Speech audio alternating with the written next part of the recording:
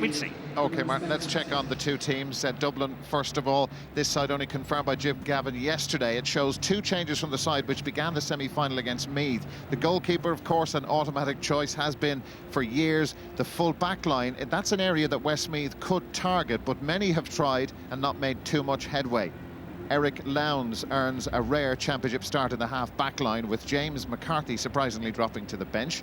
The other alteration is at midfield, with Michael Dara McCauley returning in place of Dennis Bastick. The rest is as you were from their victory over Meath, with the recently turned 30 Paul Flynn continuing to cover huge ground from right half forward. Their top scorer this year has been Dean Rock. He kicked 10 points the last day, and gone is the view that he still has something to prove to his manager. Now Westmeath, and after their historic victory over Kildare in the semi, Tom Cribben has been forced to make one change. Callum McCormack replacing the injured John Kennellan. Darren Quinn has had a very good year. Accurate kickouts, they'll be crucial this afternoon. The full back line unchanged. Kevin Maguire likely to be handed the job of picking up Bernard Brogan as their best man marker. After 3 years on the panel, Jamie Ganood, who played Sigerson for UCD, has finally made the wing-back position his own.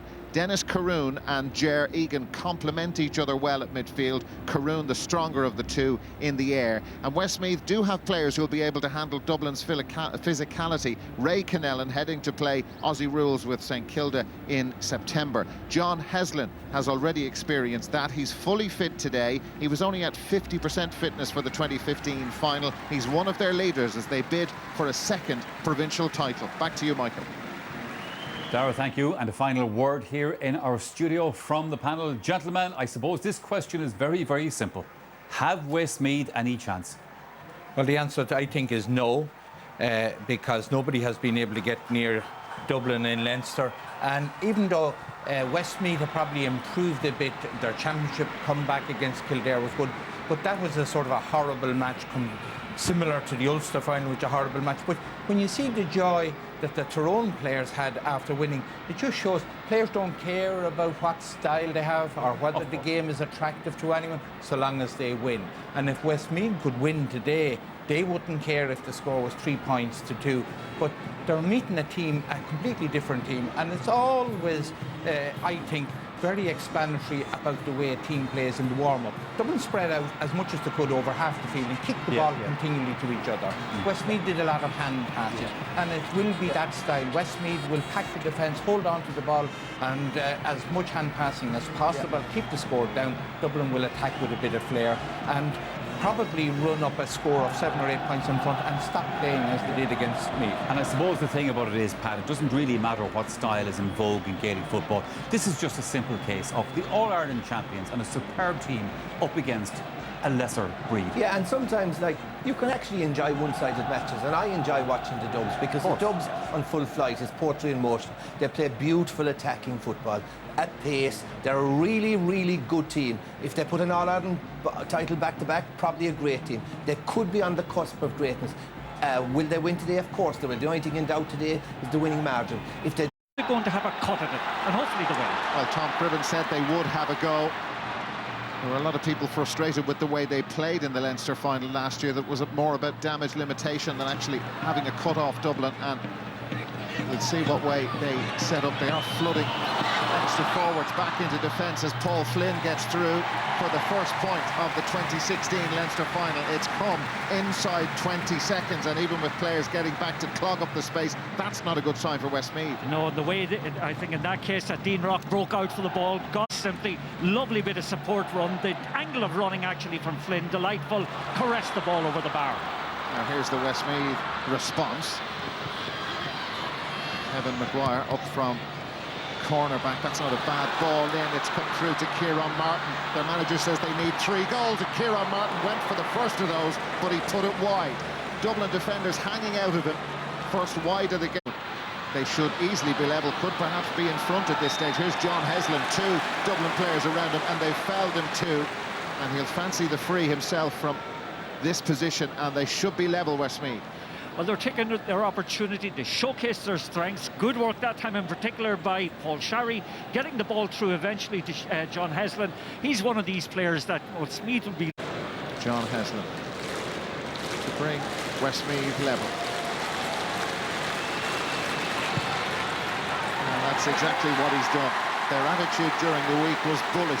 Very few people give them a chance, and it's Mark that a little bit tighter because he's creating quite a number of opportunities for others.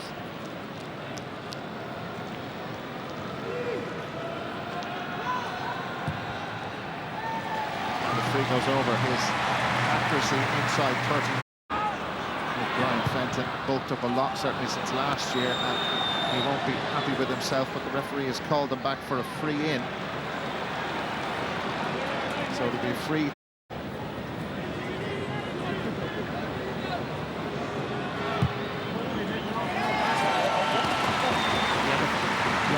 Up there, and 3-4 Dublin players near enough to him, but Heslin won it against two of them.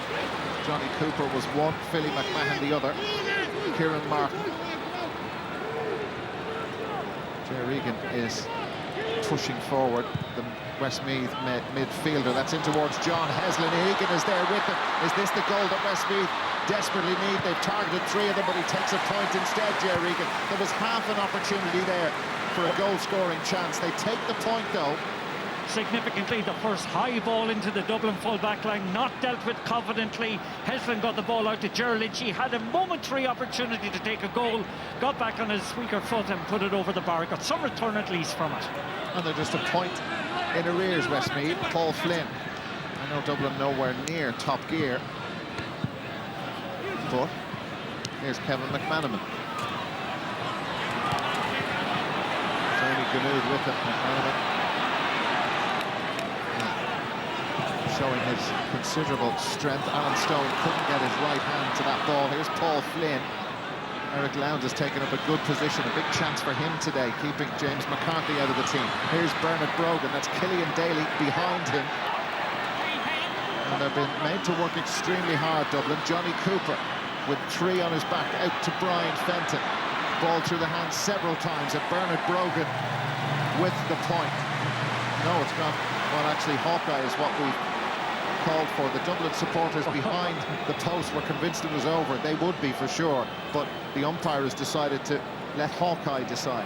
Well, no doubt about it, the Dublin supporters were cheering that. If they're anything to go by, it was a definite point, but we leave it to Hawkeye and see what happens. No, wide. Well, before the game is an exception, but threw the tackle very well that time. John Heslin. Clever little ball. It's come out to Dennis Caroon, and Caroon, to bring them level, has done just that. White flag goes up. Dennis Caroon with his first point of the Leinster final, and that was nicely done. Well worked off the free. It was too far for John Heslin to take on. Dennis Caroon took it on. It's 3 each. Yeah, lovely slicer that time from Caroon. Knew immediately it was going over the bar, and again a clever variation on the free kick from Westmeath. Doing very well so far. Michael Dara McCauley. Two Westmeath sweepers. There's one of them, Callum McCormick, just sitting back in front of their full back line. Alan Stone is the other sweeper. Now Francis Boyle. When they put this system together, it was after the Westmeath match last year. They only had a couple of weeks to assemble it and then take on Dublin, and it worked up to a point up to half-time. The concession of the two second-half goals really undid them.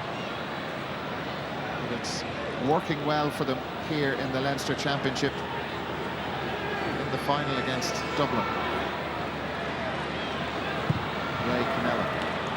That's for Kieran Martin. Behind him is David Byrne. John Heslin is calling for it in close to the Dublin goalkeeper Stephen Cluxton. Paul Sharry. Ian O'Sullivan there with them, and Sharry takes that on, and that's what they were doing inside the... A couple of Hawkeye decisions go against them. They haven't scored since the 9th minute. So here's Dean Rock to restore their advantage out of the hands, over the bar, and it brings an end match with a free. And the sides are level for the third time in this Leinster final. And right down the middle, Kieran Kilkenny, Michael Darrell McCauley, Callum McCormick, sweeper number 1. Keeps him out, the ball back with Kieran Kilkenny now. Kevin McManaman with the shot. And with the point, his first. Their second from play, 5-4 in the 24th minute.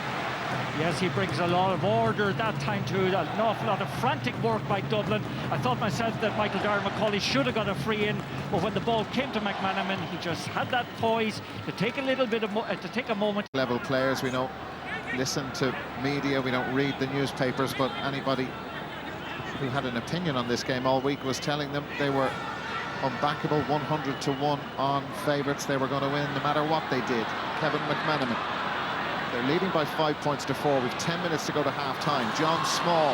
Small gets away from McCormack. Callum McCormack with Jerry Egan. There's no foul. And Bernard Brogan from an impossibly tight space is able to just shift the ball over the bar. That's a lovely finish. Classic Bernard Brogan execution. Very little time, very little space. Classic Bernard Brogan, beautiful pirouette, it must be said. Before that from John Small, felt myself that he should have been given the free. The ball out to him was slow enough, but he's got away from Diarmuid Connolly. Connolly coming back at him strongly and dragged him back. He didn't get away from Diarmuid Connolly, but that was clever football from Wales by Connolly. And there's been an issue off the ball as you're watching that replay. Something has happened involving Diarmuid Connolly. And that was the start of it. And then it just completely gets out of order, and the referee is going to have his hands full trying to sort this out. Stephen Cluxton has come out to try and be peacemaker, but all sorts of... Yeah, I didn't see what happened. I didn't see what happened there. I was looking at the situation down around the goals. James Dolan was who fielded a beautifully flighted kick. Got fouled by Diarmuid Connolly. I don't think it was deliberate or anything, but I didn't see what happened subsequently. Yeah, we were getting ready for the free kick. And just have a look. And that was Diarmuid Connolly dragging James Dolan to the ground. And I don't know what you can say. That's the start of it. Well, that was the start of it, and everybody piling in at that stage. A lot of people getting very agitated. Dublin maybe needed something like that to kick-start them, so to speak. But Diarmuid Connolly is the one, I think, who may be in trouble here. And how much did the officials actually see? It was as both players were retaking their positions. Yeah, here they are now going out to take their positions, and that time, I think James Dolan ruffles his hair. Yeah. Maybe it goes back to the incident they have a couple of moments ago, and Diarmuid Connolly reacts to it. But I don't think, in fairness, there was anything really, there was no real malintent. Somebody maybe just trying to rile the other, but there was no real menace in it. But unfortunately for both guys, it developed into something a lot more. So, a pair of yellows. Continue to do that from now until the end of the game, because Westmeath stuck on the end line. Diarmuid Connolly sort of sums up the afternoon he's having. Got involved in that incident with James Dolan. Yes, and those guys like Brogan and like Connolly that possess that little spark of genius, they haven't been able to make any impact so far.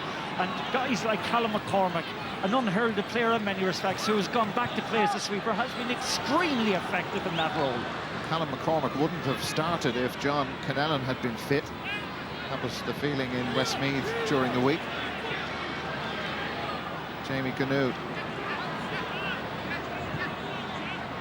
Reminds me a little bit of the Ulster Championship game earlier. They're just quietly, patiently going around, looking, playing the ball from one to the other. Perhaps going laterally, it must be. Playing 8 minutes, as you can see, of additional time.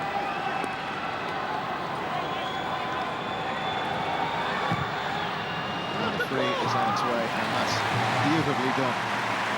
Well, credit to Dean Rock that time. He kept his concentration back by getting the ball in. Well, Jerry Egan went past Michael Darragh-Macaulay, and Egan launching that in. Stephen Cluxton's in under it, but it's gone over the bar. And that's the point of the game so far. That's a stunning score from the Westmeath captain. Inspirational one, Derry. He took on the responsibility himself, showed the leadership. He's captain of the team. That time floated it and delightfully landed on top of the nets. What wonderful score. But again, we made the point earlier, maybe a little bit isolated prior to that, but he had... And the latest score there is, with not too much left in that game, Galway 3-14, Roscommon 9 points. Pat Spillane, Colin O'Rourke are here with me in studio. Lads, before we talk about the play that we've just seen on the pitch here, half-time, Colin, your old teammate Trevor Giles received a Hall of Fame award down there. Yes, and richly deserved. I played with Trevor both at club and county level, And I always thought he was the most exceptional player, as good a player as ever stood in Croke Park. And I always felt that the greatest thing about him was when he went back and played with us in Screen, he was a most brilliant club man and a great example to everybody in the Screen club and to Meath. So he was the sort of player that comes along once in a generation. Yeah, well, as you said, Colin, those kind of guys don't come along too often. Pat, at the start of this match today, the one thing we were hoping for is that this game might be half alive at half time. Well, it is. Well, I suppose, go back to last year, it was half alive as well. I mean, sure, yes. it was 8 points to 4 last year, now to 7 points to 6. It's been a very disappointing, very low-key Leinster final so far. Only one team are playing with any bit of intensity and tempo. That's Westmeath. They've come with a plan, a sweeper system, which Dublin are finding it hard to counteract. They're running at the Dubs. They're kicking in the ball into the Dublin full backline. Now and again, the Dublin full backline are in trouble. So, in fairness, the only team that have brought energy to that first half and a plan is Westmeath. And Dublin, on the other hand, are trying to sleepwalk their way to a Leinster title. That's what they're trying to do. Except, and that is true, obviously, Colin, but the only thing, and this is the doubt that still stays there in your mind, I'm thinking to myself, Westmeath are going to run out of petrol in the second half. Yeah, well, it's set up for an ambush, and Westmeath have done their job. Like, it's not very attractive. It's just a continuation of the Connacht final, the Ulster final, and now we have the Leinster edition. Westmeath packing their defence. And fair play to them. It's up to the Dubs to break them down. Like, the Westmeath players are not in the gaiety. They're not here for entertainment. They want to win. Of course. And Dublin, as Pat was saying, have brought no energy at all to the game. And After the second half, but will it end in a score? Dean Rock juggling with it. Quick hands, Bernard Brogan, they worked it in very close, and there is a point inside 40 seconds of the second half. Bernard Brogan. Yeah, Brogan, a good assist that time from McMenamin, but again, it's a case of he who hesitates is lost. But for a right-footed kicker, this is very difficult.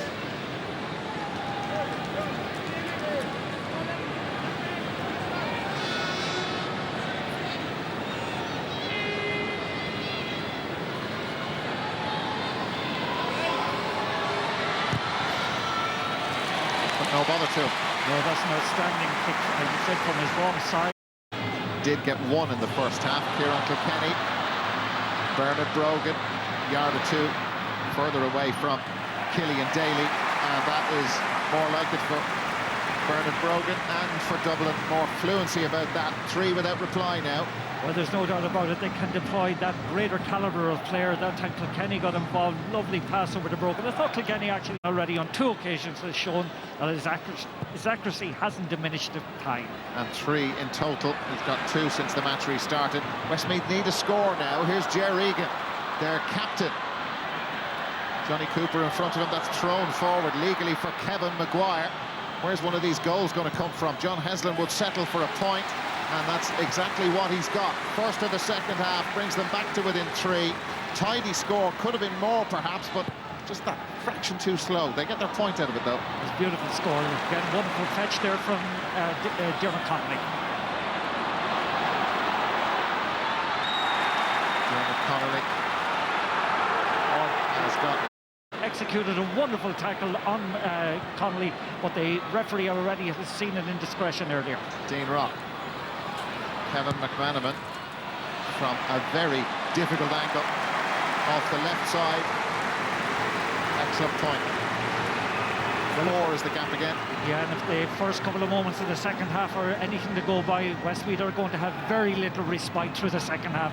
Been some marvellous finishing up to now from Dublin. Totally different feel to it. James Dolan. Brian Fenton there with him, and he's been bottled up. Once more, that's an issue that actually Westmeath must get to grips with. They're just losing concentration actually after balls are go dead.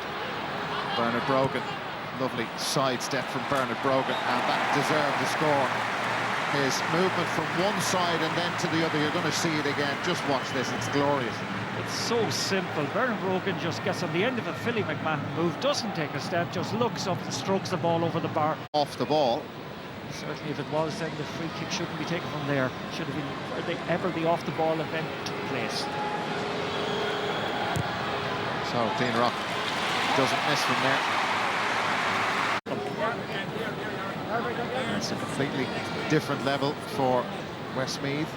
They'll be in Division 4 next year. They've had 3 successive relegations.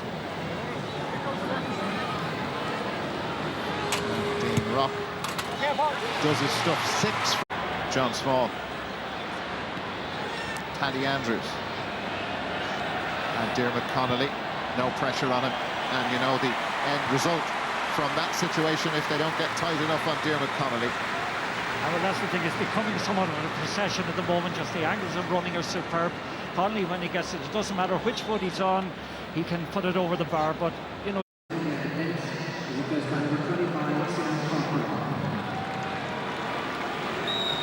So Dean Rock with the free.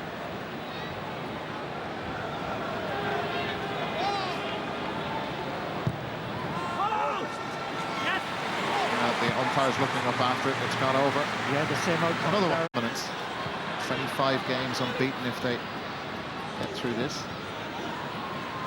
You're just watching actually McManaman there. He's been involved in an awful lot of play, particularly as a creator. Oh, here's John Small topping away from tackles and challenges all over the place, and that's a point for him. And Small has gone down injured, or is he just exhausted? Because he did an awful lot of work there, John Small, to wriggle away clear. This is a lovely score. Beautiful spin initially before he got into the situation where he took a spin. Here's John Heslin. Just 1 point Westmeath have managed in the second half. Callum McCormack has played very well for Westmeath, and he's marked that with a point. That's a nice score from Callum through the Dublin defence. Paul Sharry. Callum McCormack again, and McCormack is denied by Stephen Cluxton. That's another maddening outcome to a promising attack, and I felt myself that Sharry should have gone for the score earlier. Now here's Brian Fenton. Westmeath have kept Dublin out for a goal. The points have been sailing over in the second half, but Johnny Cooper has stayed forward. Bernard Brogan, there is a goal. Bernard Brogan from close range, and you could feel and hear the anticipation around the stadium as Dublin committed players forward, and Westmeath looked exposed, and they were exposed by Bernard Brogan. Oh, the old turnover thing again, just lovely vision. Good, you know, Fenton, when that ball came to him, knew exactly where Brogan was, and Brogan, with the Predator's instinct, got into the right position to flick it to the net. But all came because of a needless turnover over on the 20. Dolan had a glance at the post, but nothing more, and perhaps should have taken half to the hands of Paddy Andrews, who fancies another point. There's no pressure on them now, and that is a serious point from Paddy Andrews. Yeah, again, lovely ball in, beautiful height, well won. Just watch it again, flight of the ball coming in. Andrews wins it well in front of his man. Doesn't rush things, just looks up at the post, takes a score. Just sums up the way Dublin are playing in the second half. And they have emptied the bench. That is Paul Mannion. Remember him? Yeah, we certainly For do Dean remember Rock. him. Yeah, for Dean Rock, but it just shows you they have Donegal or you know, in their semi-final. I think the winners of the B qualifiers come through to meet Dublin.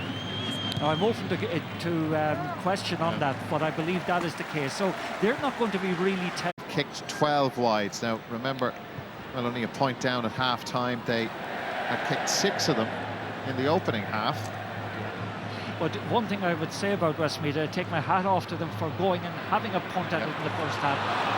There's Kevin McManaman. They're cut apart again. McManaman, what a fabulous finish. And that is the icing on the cake.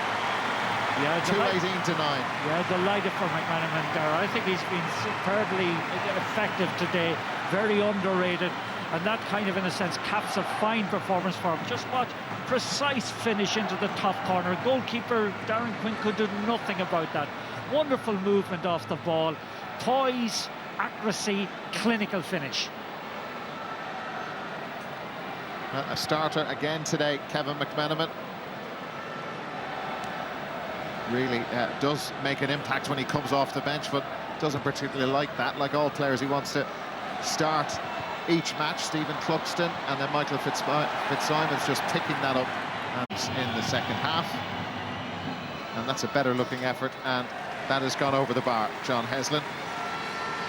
Well, I know a couple of years ago when they played Dublin in the Leinster final, I think they scored 9 points. Last year they scored 6 points, so they're exceeding that this time. And that, in a sense, I think, from what I can recall, their manager saying during the week, Paul Crippen, one of the things they wanted to go was maybe, you know, get as many scores. Paul Flynn. Paul Mannion. Yeah, when you look at the physique of Mannion, you know, here's a guy who's coming off the bench, strong, big man. But he's a lot more bulked up than he was in 2013, that's for sure. Yeah. But again, the physical conditioning is one of the constants with Dublin. To play against them, I imagine, is a nightmare if you're anyway spindly. And look at Paddy Andrews just spinning, pirouetting away from Westmeath defenders who are trying their very best to take the ball off him and to put him off. And this is just sheer power from Paddy Andrews. Well, that's the point I was making a moment ago. Like James Gunwood, I think he just bounced off him that time as Andrews went through. And Stephen Cluxton accepts the Delaney Cup. Dublin are Leinster champions for the 55th time. We just stuck to our process and just trying to eke out a performance. You know, it was a big challenge at Westmeath. We knew they were going to set up the way they did, as most teams do now. I thought we rose to the challenge and we probed and the boys showed great composure and good control to see the game out. No doubt we'll go back and look at the second half because we made some basic errors there that gave them that encouragement to go on and probably hurt us really bad at the time, and all of a sudden, instead of 1 point being in the game, there was 3 or 4 within 3 minutes, you know, so that had a huge effect on us. Well, Aaron, in the end it went as predicted, but Westmeath made them fight for it in the first half. They did indeed. They got their structure defensively very sound, very aggressive, got a lot of contact on, made life as difficult as possible as they could for Dublin. And at half-time we were hopeful that at least we still had a contest. Just the worry was, would they be able to keep it going for the 70 minutes? And unfortunately, just like last year, the game petered out and ran away from them completely. But definitely the first 35 minutes, you could see what their plan was. They stuck to it rigidly, and like I said, they made things extremely awkward, to their credit. But ultimately, it still wasn't near enough on the day. What about Dublin, Tomas? How good were Dublin today, in your view? Look, Des, I suppose if you look at the Leinster Championship, you can't judge Dublin on the Leinster Championship. That's I suppose, the downside of the Leinster Championship at the moment. It's very, very weak outside of Dublin, you know, and Dublin haven't had a test. You know, you need a team. To beat Dublin, you're going to need a team that did what Westmeath did in the first half and keep it going and still hold their shape and have enough threat up front. How many of those teams are in the country, I don't know. But Dublin will be tested from now on. I think they're mentally tough enough to enter the qualifiers or enter the quarterfinals, confident enough that they'll be able to perform. But they're going to meet teams from here on in that are going to be at a higher level than what they've met in Leinster. And Desi, as a proud Westmeath man, what did you make of the performance today? Well, it's the second year in a row to be in the Leinster final, so that's a great achievement. They've beaten over the last 2 years like some Meath, Offaly, Louth, Wexford. So they've beaten teams in Leinster. So all of a sudden, like, they seem to be the second best team in Leinster, like by whatever way you want to say it. But today, the first half was very good. The shape was very good, but it's a very difficult game to sustain, especially against Dublin, because, and in fairness to Frank Boyle, how he was excellent, Callum McCormick, Jerry Egan, James Dolan, all these lads played extremely well. But the problem is, it's a running game that Dublin play, and they'll eventually grind you out. They found the space second half. We probably lost our shape a little bit. We lost our intensity in the tackle. But it's difficult on the lads. I know they've around the club games next week that they have to play before the week after. Then they'll have to go into qualifiers again, so preparation won't be ideal. But they need to really, now for me, last year they lost against Dublin and then they lost to Fermanagh, which was an opportunity to get back into a quarter final. So really for me it's the next day now. What can Westmeath produce? And they need to put in a performance, I think. All right, now illustrate to us what you were talking about there, about how good their shape was in the first half, Aaron. Yeah, we have some great examples of the work that they did in the first half, and in particular here you can see you have Francis Boyle and Callum McCormick, who played as two out-and-out sweepers throughout, and there's a number of different examples throughout the whole half where they read positions really, or situations really well, intercepted ball continuously. The two of them were at it throughout the whole half. You can see in this situation too, they're just swarming in numbers. They're all hungry, they're all trying to make contact, and they get turnovers. And you know, to their credit, they showed a serious hunger and desire. The problem was they couldn't keep it going. Again, you'll see situations, Dublin carrying the ball in the tackle. That was Francis Boyle, another good turnover. Well read here by Callum McCormick, long ball in by Michael Darragh Macaulay, intercepted, and they're on the attack again. And like I said, this happened throughout. It probably was very frustrating. Jeremy Conley trying the killer pass inside, Francis Boyle again. But they're used to it though. Dublin are used to playing against teams who do this, aren't they, Aaron? They eventually do break them down generally. They do. And in fairness to Westmeath, it works superbly for 35 minutes. Yeah. You don't win a game after 35 minutes. It has to last the full 70. And as Tomo said, unfortunately, they weren't able to keep the same intensity going.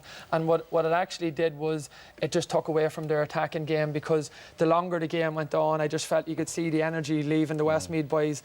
A lot of their forwards were left one-on-one. They're isolated. There was some aimless ball pumped into them. And unfortunately, the quicker it goes in, the quicker it was coming back out, and that can be deflating mentally, never mind physically, for Westmeath. All right then. Desi, there's a notion that the Dublin full back line is there to be taken.